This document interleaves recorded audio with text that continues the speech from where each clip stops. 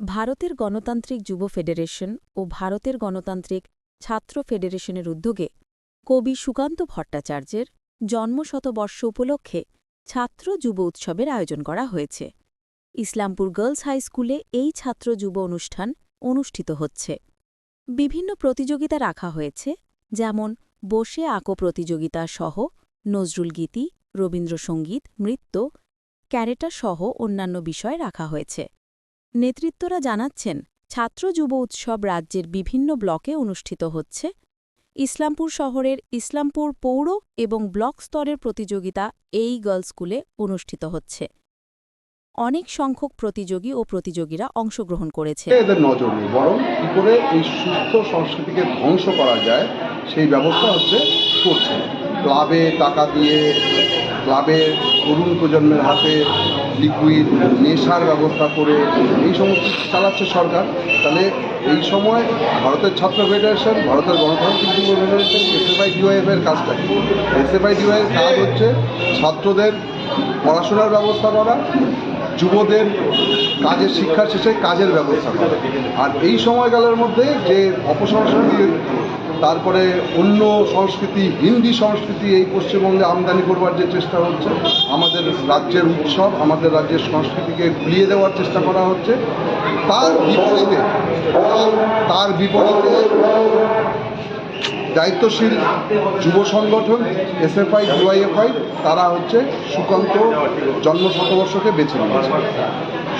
কবি সুকান্ত ভট্টাচার্যের জন্মশতবর্ষে এই যে ছাত্র যুব উৎসব গোটা রাজ্যে পালিত হচ্ছে, উদযাপন করা হচ্ছে। তার মধ্য দিয়ে গ্রামীণ এলাকায়, শহরের এলাকায় ছাত্র যুবরা, কিশোর শিশুরা তারা বসে আঁকো, প্রবন্ধ রচনা, রবীন্দ্রসঙ্গীত, নজরুল সঙ্গীত, নৃত্য, কারাটের মতো যে আত্মরক্ষার যে একটা শিল্প, একটা ক্রীড়া, এর সঙ্গে তীর নিক্ষেপ, ফুটবল, কাবাডি, বিভিন্ন ইভেন্ট, প্রচুর ইভেন্ট গোটা রাজ্যে আয়োজন করেছে এই ছাত্র যুব উৎসব কমিটি এসএফআই-ডিওয়াইএফআই।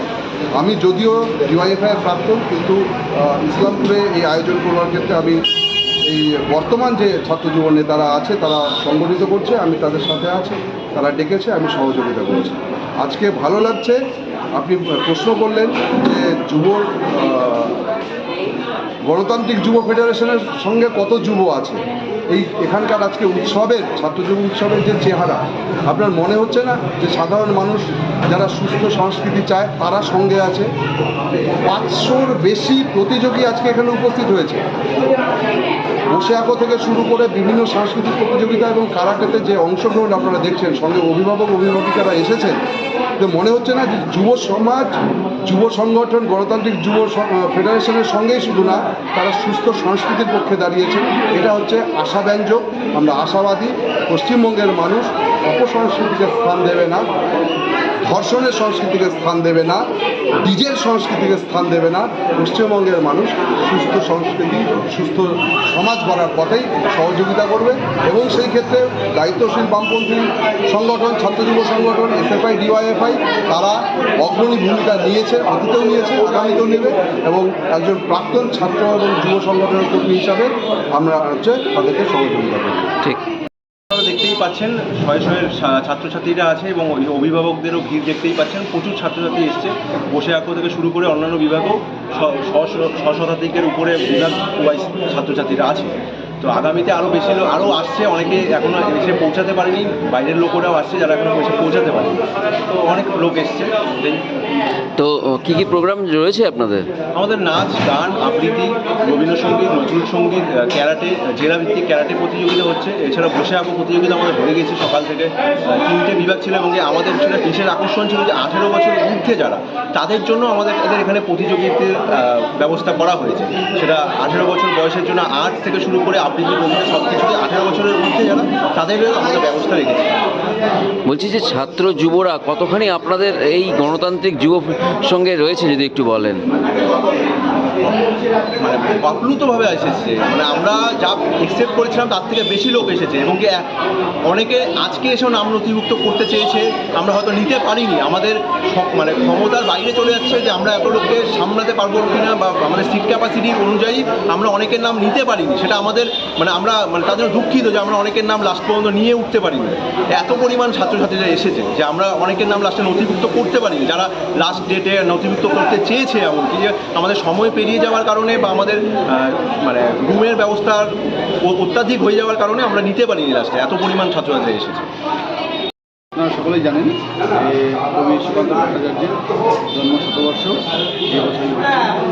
তো এই উপলক্ষকে কেন্দ্র করে আমাদের রাজ্যব্যাপী বিভিন্ন ব্লকে আমাদের এই ছাত্র যুব উৎসব পালিত হচ্ছে। ইস্তাম্বুল ব্লকের প্রোগ্রামটা আজকে আমাদের 14 অক্টোবর ইস্তাম্বুল স্কুলে চলছে। বলছি কি কি প্রোগ্রাম রয়েছে আপনাদের?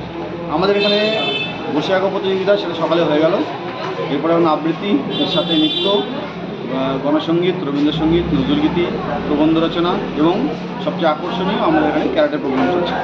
মহিলারা অনেক ক্যারাটায় অংশগ্রহণ করেছে, তা কি বলবো? বর্তমান সমাজ ব্যবস্থাতে ক্যারাটে মেয়েদের তো শেখা খুবই প্রয়োজন, এবং একই সাথে দেখবেন মেয়েদের সাথে ছেলেরাও এখানটায় আছে, এবং খুব উৎসাহের সাথে অভিভাবক, অভিভাবিকা এবং ছাত্রছাত্রী যারা আছে তারা খুব উৎসাহের সাথে এই প্রতিযোগিতা অংশগ্রহণ করছে।